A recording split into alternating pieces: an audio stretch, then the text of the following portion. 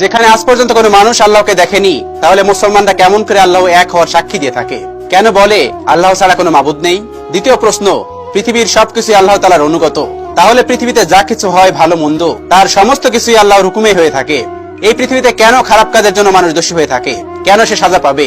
তৃতীয় প্রশ্ন, মুসলমানরা বলে শয়তান আগুন থেকে জন্ম নিয়েছে, আবার আল্লাহ বলেন কিয়ামতের দিন শয়তানকে জাহান্নামের আগুনে নিক্ষেপ করা হবে। শয়তান যখন নিজে আগুন থেকে তৈরি হয়েছে, তাহলে সেই আগুন শয়তানের কি বা করতে পারে? এক মুশরিক পণ্ডিতের এমন তিনটি কঠিন প্রশ্নের জবাব তৎকালীন সময়ের কোন মুসলিম আলেমরা দিতে পারেননি। এজন্য সেই মুশরিক পণ্ডিত সবসময় গর্ব করে বলতো, কোন মুসলিম আমার এই তিনটি প্রশ্নের উত্তর দিতে পারবে না। একদিন সেই মুশরিক পণ্ডিত যখন কাজের জন্য ঘর থেকে বের হলেন, আর তিনি কিছুটা দূরে গিয়ে একজন দরবেশ ফকিরকে অতিক্রম করেন। ওই ফকির বসে মাটির কিছু পাত্র বানাচ্ছিলেন। যখন মুশরিক পণ্ডিত তার পাশ দিয়ে পেরিয়ে গেলেন, তখন সেই দরবেশ জোরে আওয়াজ দিয়ে বললেন, এই যে মশাই, যদি একটু শুনতেন। সেই পণ্ডিত সঙ্গে সঙ্গে দরবেশের কাছে আসলেন।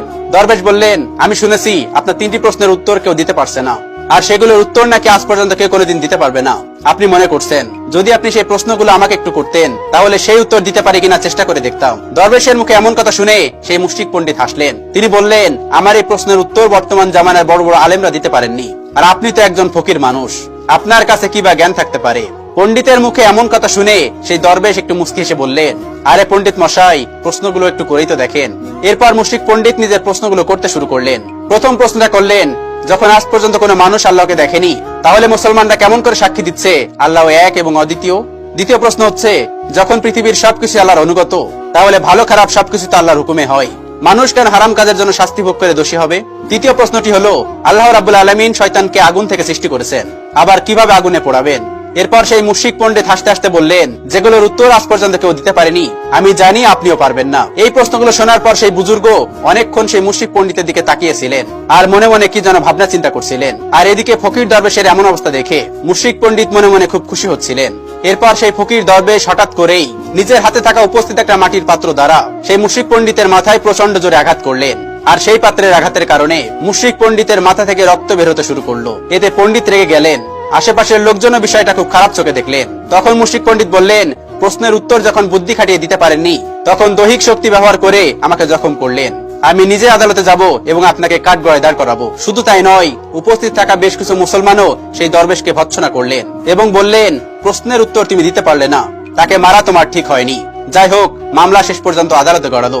তৎকালীন কাজী সাহেবের সামনে সেই ফকিরকে জিজ্ঞাসাবাদ করা হলো।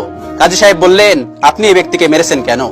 উত্তরে দরবেশ বললেন, আমি তো পণ্ডিতকে আঘাত করিনি, বরং পণ্ডিতের সেই তিনটি প্রশ্নের উত্তর আমি তাকে দিয়েছি। একথা শুনে আদালতে থাকা সবাই অবাক হয়ে গেলেন, কারণ তারা সবাই জানতেন এই মুশরিক পণ্ডিতের তিনটি কঠিন প্রশ্নের উত্তর আজ পর্যন্ত কেউ কোনোদিন দিতে পারেনি।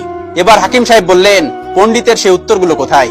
আপনি তো তাকে আঘাত করেছেন, এর মধ্যে আমি কোনো উত্তর দেখতে পাচ্ছি না। এসব কথা শুনে সে বুজুর্গ ব্যক্তি বলতে লাগলেন, পণ্ডিত আমার কাছে প্রশ্ন করেছিল, যখন আল্লাহ তাআলাকে দেখাই যায় না, তাহলে তোমরা কেমন করে তার উপস্থিতি সাক্ষী দিয়ে থাকো? পণ্ডিতের এই উত্তর আমার উপর লাগানো অভিযোগের মধ্যে রয়েছে।